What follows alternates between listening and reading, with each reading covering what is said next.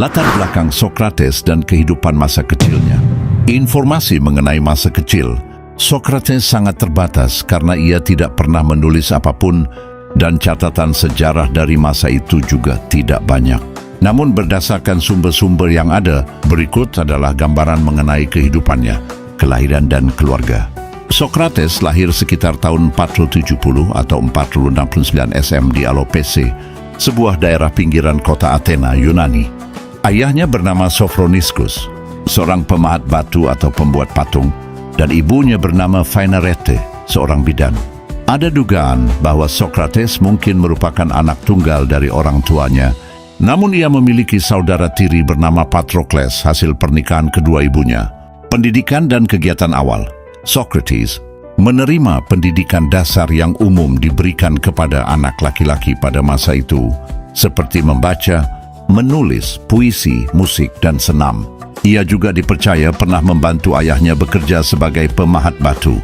Ada cerita yang menyebutkan bahwa ia pernah membuat patung-patung dewi yang dipajang di dekat Akropolis. Meskipun hal ini masih diperdebatkan oleh para sejarawan modern, sejak muda Sokrates sudah menunjukkan rasa ingin tahu yang besar. Ia suka membaca karya-karya filsuf terkenal pada masanya, seperti Anaxagoras, dan belajar retorika dari Aspasia, seorang wanita cerdas yang menjadi penasihat negarawan Perikles. Lingkungan dan pengaruh. Sokrates tumbuh di tengah suasana Athena yang sedang berkembang pesat sebagai pusat budaya dan demokrasi. Ia sering berada di pasar dan tempat umum, mendengarkan diskusi-diskusi politik dan filsafat yang terjadi di sana. Pekerjaan orang tuanya kemungkinan besar memengaruhi cara berpikirnya kelak. Dari ayahnya, ia belajar tentang proses memahat batu yang keras menjadi bentuk yang indah, mirip dengan cara ia mempertanyakan dan memoles pemikiran orang lain. Dari ibunya, ia mengambil konsep bidan ilmu, yaitu membantu orang lain melahirkan kebenaran yang sudah ada di dalam diri mereka. Kehidupan sehari-hari. Meskipun tidak berasal dari keluarga kaya, keluarga Sokrates cukup mampu untuk memberinya warisan dan pendidikan dasar. Namun saat dewasa ia memilih hidup sangat sederhana, tidak memikirkan harta atau penampilan. Secara keseluruhan, masa kecil Sokrates terlihat biasa saja, namun lingkungan dan pengalamannya saat itu menanamkan benih-benih kecerdasan dan semangat bertanya yang kemudian membuatnya menjadi salah satu filsuf terbesar dalam sejarah. Tragedi kematian Sokrates. Pada tahun 399 sebelum Masehi, Sokrates diadili dan dihukum mati karena dua tuduhan utama, yaitu ketidaktaatan terhadap agama negara dan merusak moral kaum muda. Berikut adalah penjelasan rincinya. Tuduhan resmi: tidak mengakui dewa-dewa yang diakui negara dan memperkenalkan dewa-dewa baru. Sokrates sering berbicara tentang daimonion, yaitu suara batin atau petunjuk ilahi yang ia dengar, yang dianggap berbeda dengan kepercayaan tradisional. Selain itu, pandangannya tentang sifat dewa juga berbeda dari pandangan umum masyarakat. Athena pada masa itu merusak moral kaum muda. Ia dituduh mengajari anak muda untuk mempertanyakan otoritas, tradisi, dan nilai-nilai yang berlaku, sehingga dianggap dapat mengganggu ketertiban sosial dan politik. Faktor latar belakang. Situasi politik yang tidak stabil. Athena baru saja kalah dalam perang Peloponnesus melawan Sparta dan sempat diperintah oleh rezim otoriter yang disebut 30 tiran. Setelah demokrasi dipulihkan masyarakat, Athena sangat waspada terhadap segala hal yang dianggap mengancam stabilitas negara. Beberapa murid Sokrates memiliki hubungan dengan tokoh-tokoh rezim tersebut, sehingga ia menjadi sasaran kecurigaan. Cara berpikir dan bertindak yang menantang. Sokrates menggunakan metode bertanya yang tajam untuk mengungkap ketidaktahuan orang lain, termasuk para tokoh penting dan ahli. Hal ini membuat banyak orang merasa tersinggung dan memusuhinya. Pandangan negatif masyarakat dalam drama komedi Awan karya Aristophanes yang dipentaskan tahun 43 sebelum Masehi. Sokrates digambarkan sebagai filsuf yang aneh dan mengajarkan hal-hal yang membingungkan. Citra ini mungkin telah memengaruhi persepsi publik terhadapnya hingga saat pengadilan, proses pengadilan dan hukuman. Pengadilan dihadiri oleh sekitar 500 warga negara laki-laki yang dipilih secara acak sebagai juri. Hasil pemungutan suara menunjukkan 20 orang menyatakan bersalah dan 21 orang tidak bersalah. Setelah dinyatakan bersalah, juri kembali memutuskan hukuman dan memilih hukuman mati. Sokrates dieksekusi dengan cara meminum racun hemlock. Peristiwa kematian Sokrates menjadi salah satu peristiwa paling terkenal dalam sejarah filsafat dan sering dikutip sebagai contoh tentang konflik antara kebebasan berpikir dan kekuasaan negara. Berikut adalah biografi lengkap Sokrates, tokoh filsuf terbesar dari Yunani kuno yang menjadi fondasi pemikiran Barat. Biografi Sokrates, tahun 469 sebelum Masehi, tahun 399 sebelum Masehi. Profil singkat. Nama Socrates, lahir tahun 449 sebelum Masehi Alopece, Athena, Yunani. Wafat tahun 399 sebelum Masehi, Athena, usia sekitar 70 tahun. Profesi filsuf dan guru. Dikenal sebagai bapak filsafat Barat. Kehidupan awal dan keluarga. Sokrates lahir di Athena dari keluarga sederhana. Ayahnya bernama Sophroniscus, bekerja sebagai seorang pemahat batu atau pembuat patung, dan ibunya bernama Phaenarete, seorang bidan. Karena latar belakang keluarganya, banyak yang meyakini Sokrates sempat bekerja sebagai pemahat batu sebelum akhirnya fokus pada filsafat. Ia tidak berasal dari kalangan bangsawan, namun ia mendapatkan pendidikan dasar yang baik pada masanya. Sokrates menikah dengan seorang wanita bernama Xanthippe, yang dikenal memiliki watak keras. Dari pernikahannya, mereka dikaruniai 3 orang putra bernama Lamprocles, Sophroniscus, dan Menexenus. Penampilan dan karakter. Berdasarkan catatan sejarah, Sokrates bukanlah pria yang tampan. Ia digambarkan memiliki perut yang buncit, mata yang melotot, dan hidung yang pesek.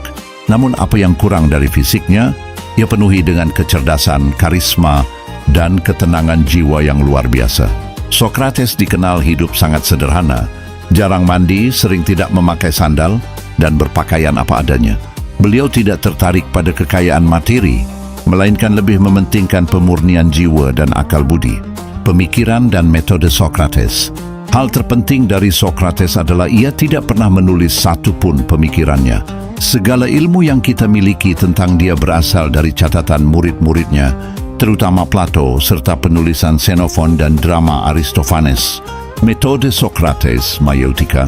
Sokrates menyebut dirinya sebagai bidan ilmu, ibarat ibunya yang membantu melahirkan anak. Ia membantu orang lain melahirkan kebenaran yang sudah ada di dalam diri mereka melalui pertanyaan-pertanyaan. Caranya adalah dengan 1. Berpura-pura tidak tahu, ironi Sokrates. 2. Bertanya terus-menerus kepada lawan bicaranya. 3. Menunjukkan bahwa apa yang orang lain anggap tahu sebenarnya belum tentu benar. 4. Mengarahkan mereka untuk mencari definisi yang benar dan universal. Poin penting pemikirannya, aku tahu bahwa aku tidak tahu apa-apa. Kesadaran akan ketidaktahuan adalah awal dari ilmu. Jiwa adalah harta terpenting. Tujuan hidup adalah memperbaiki jiwa agar menjadi bijak. Orang yang berilmu tidak akan berbuat jahat. Menurutnya, kejahatan terjadi murni karena kebodohan. Seandainya seseorang tahu apa yang baik, ia pasti akan melakukannya. Kepatuhan pada moral dan negara. Lebih baik menderita ketidakadilan daripada melakukan ketidakadilan. Pengaruh dan pengikut. Sokrates berkeliling di pasar dan tempat umum di Athena, berdiskusi dengan siapa saja, mulai dari pemuda, politisi, hingga orang bijak. Banyak pemuda Athena yang terpesona oleh cara berpikirnya dan menjadi pengikut setianya. Salah satunya adalah Plato, yang kemudian meneruskan ilmunya. Namun popularitasnya juga membuat banyak orang tidak suka, terutama para politisi dan tokoh masyarakat yang merasa dipermalukan saat dikritik atau dijebak dalam pertanyaannya. Pengadilan dan kematian. Pada usia 70 tahun, Sokrates ditangkap dan diadili dengan 2 tuduhan berat. Tidak menyembah dewa-dewa yang disembah negara, dituduh ateis, memperdaya pemuda, dan merusak tatanan masyarakat.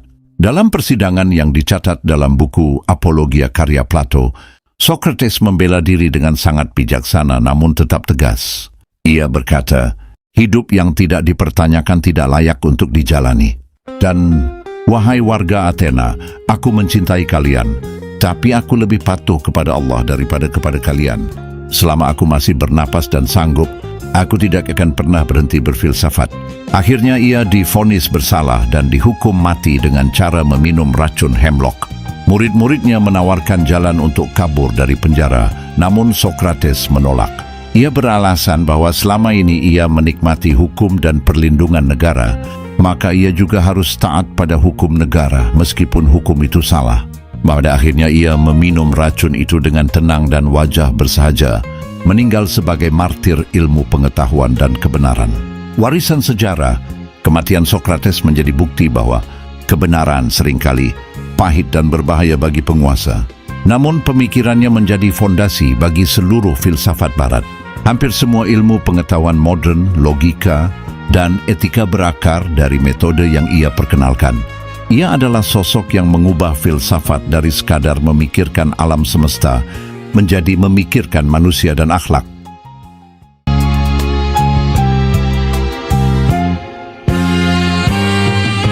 Berikut adalah biografi lengkap mengenai filsuf besar Yunani kuno, Plato. Biografi Plato. Nama asli Aristokles. Julukan Plato berarti lebar atau luas.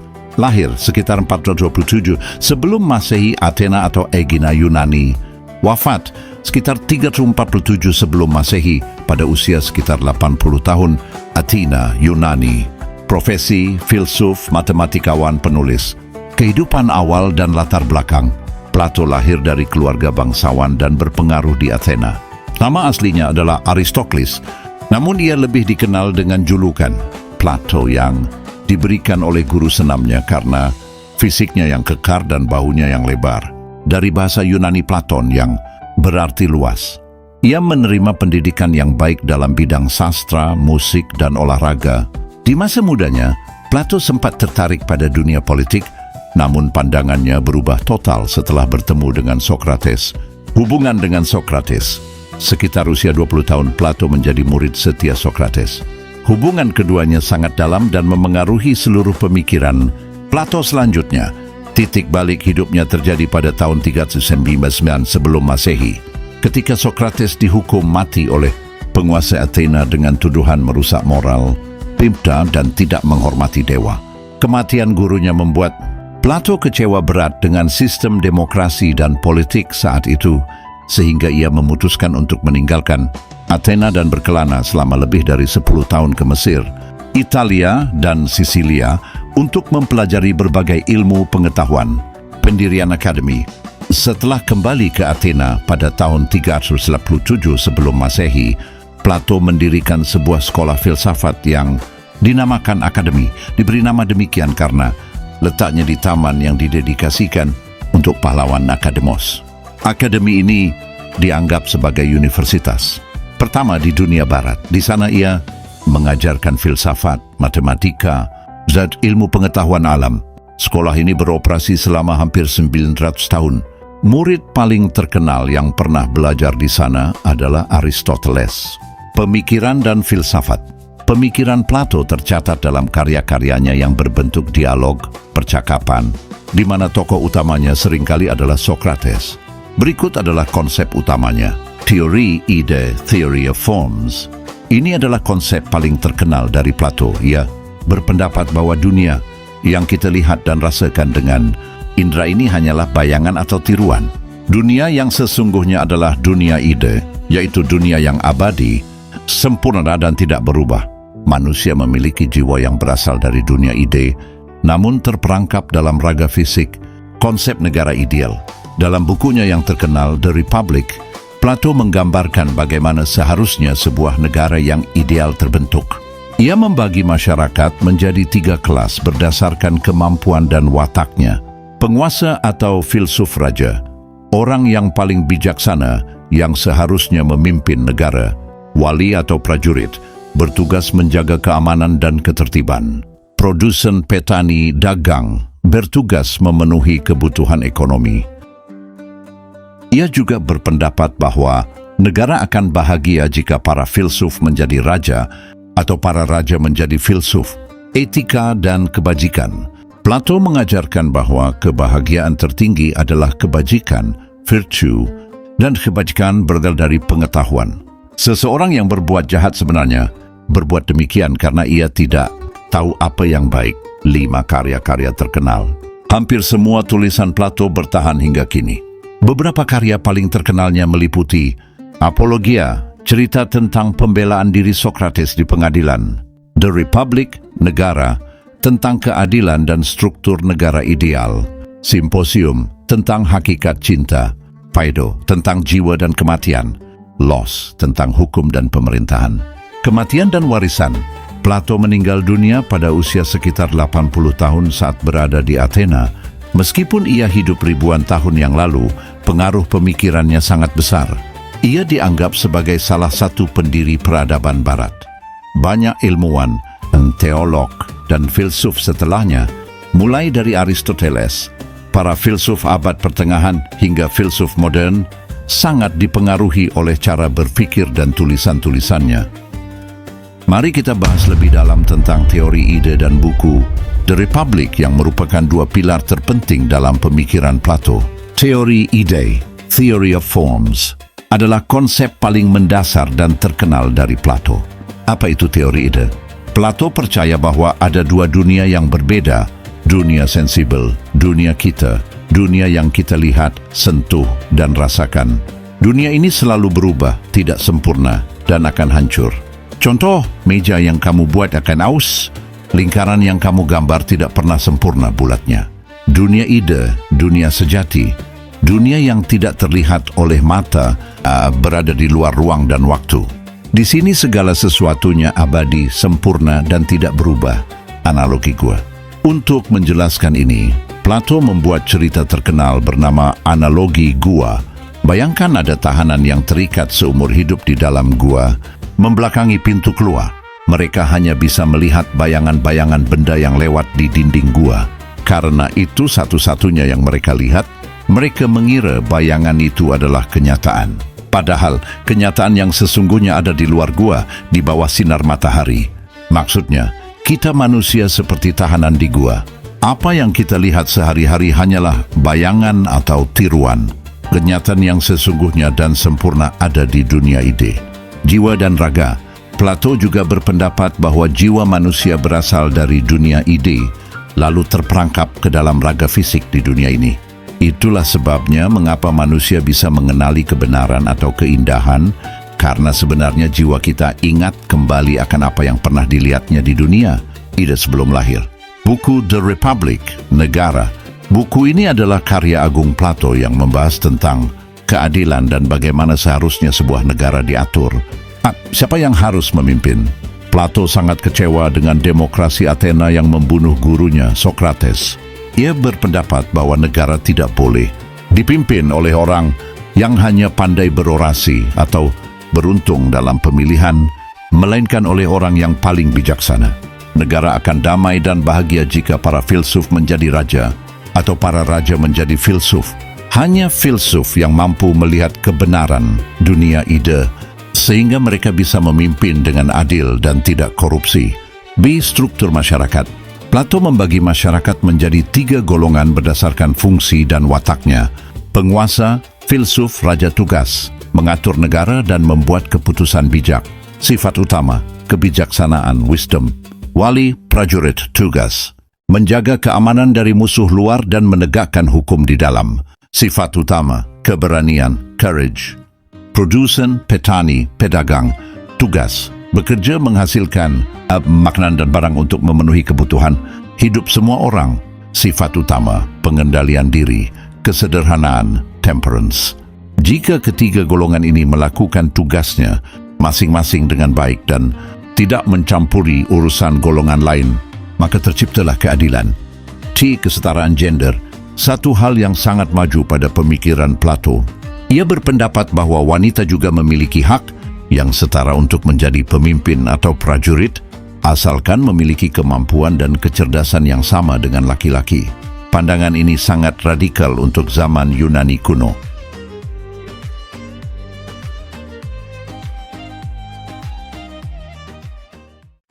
Berikut adalah biografi lengkap dan rinci mengenai Aristoteles, filsuf terbesar yang pernah menjadi murid Plato dan guru dari Alexander Agung. Biografi Aristoteles. Nama Aristoteles, lahir 34 sebelum Masehi, Stagira, Makedonia, sekarang wilayah Yunani Utara. Wafat 322 sebelum Masehi, Chalcis, Yunani, usia 62 tahun. Julukan The Philosopher atau The Master of Those Who Know, Guru Plato.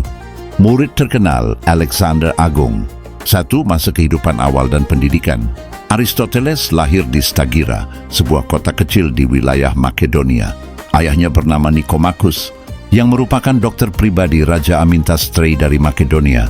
Karena latar belakang ayahnya sebagai dokter, sejak kecil Aristoteles sudah akrab dengan ilmu pengetahuan alam dan pengamatan, yang nantinya memengaruhi cara berpikirnya.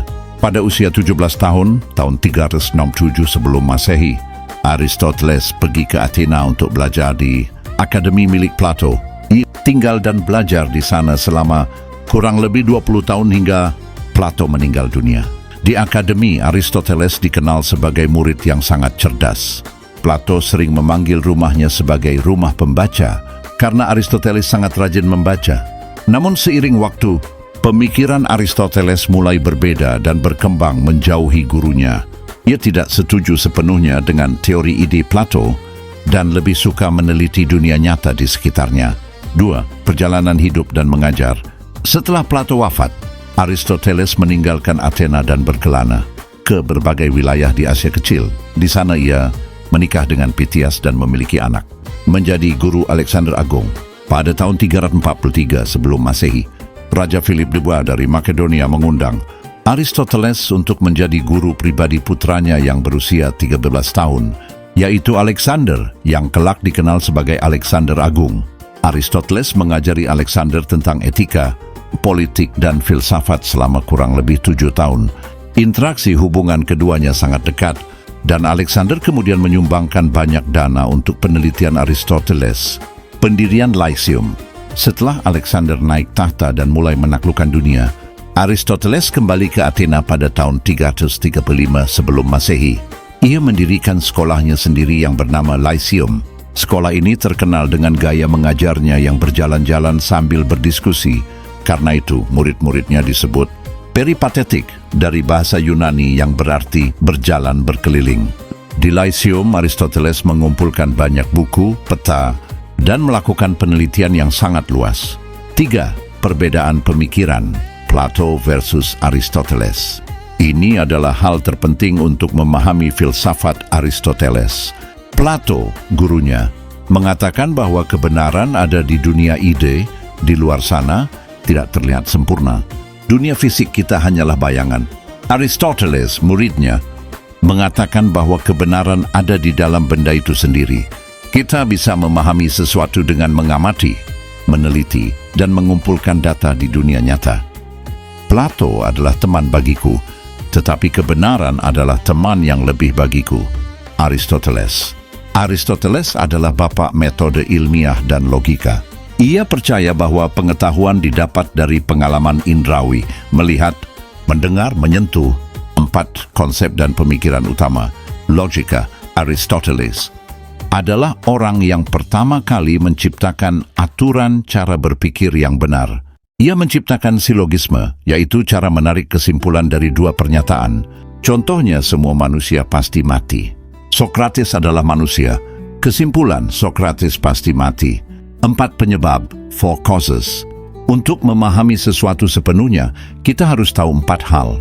Material cause, dari bahan apa benda itu dibuat. Contoh, patung dibuat dari marmer. Formal cause, bentuk atau ide apa yang ada di dalamnya. Contoh, bentuk patung itu. Efficient cause, siapa atau apa yang membuatnya. Contoh, tukang pahat. Final cause, untuk apa benda itu dibuat. Tujuan fungsi. Teori jiwa. Aristoteles membagi jiwa menjadi 3 tingkatan. Vegetatif, jiwa untuk tumbuh dan berkembang biak. Dimiliki tumbuhan, hewan, dan manusia. Animale, jiwa untuk bergerak dan merasa, dimiliki hewan dan manusia. Rasional, jiwa untuk berpikir dan berakal, hanya dimiliki manusia. Etika, eudaimonia. Menurut Aristoteles, tujuan hidup manusia adalah mencapai eudaimonia, kebahagiaan, atau kehidupan yang berkembang. Caranya adalah dengan hidup sesuai dengan akal budi. Ia juga mengenalkan konsep jalan tengah. Kebajikan adalah titik tengah antara dua ekstrim. Contohnya, berani adalah jalan tengah antara pengecut, kurang, dan nekat atau ceroboh, berlebihan. Politik. Aristoteles berkata, manusia adalah zoon politikon, makhluk politik sosial. Artinya, manusia tidak bisa hidup sendiri dan pasti hidup dalam komunitas negara. Ia meneliti 158 jenis konstitusi negara dan membagi bentuk pemerintahan, yang baik dan yang buruk. 5 karya-karya besar. Tulisan Aristoteles sangat luas dan menjadi dasar ilmu pengetahuan selama ribuan tahun. Karyanya dikelompokkan menjadi logika, organon, fisika dan alam, physics on the heavens, biology, history of animals, metafisika, metaphysics, ilmu tentang keberadaan, etika, Nicomachean ethics, politik, politics, seni, poetics. 6 akhir hayat. Ketika Alexander Agung meninggal pada tahun 323 sebelum Masehi, perasaan anti-Makedonia di Athena memuncak. Aristoteles dituduh tidak menghormati dewa, tuduhan yang sama yang pernah menjerat Sokrates. Namun berbeda dengan Sokrates, Aristoteles memilih meninggalkan Athena agar orang Athena tidak berbuat dosa lagi terhadap filsafat, maksudnya agar tidak membunuh filsuf lagi. Ia pindah ke Pulau Euboea dan meninggal dunia setahun kemudian karena sakit. Pengaruh Aristoteles sangat luar biasa. Selama abad pertengahan, ia dianggap sebagai otoritas tertinggi dalam ilmu pengetahuan. Bahasa yang kita gunakan hari ini, kategori ilmu dan cara berpikir logis, banyak yang berasal darinya.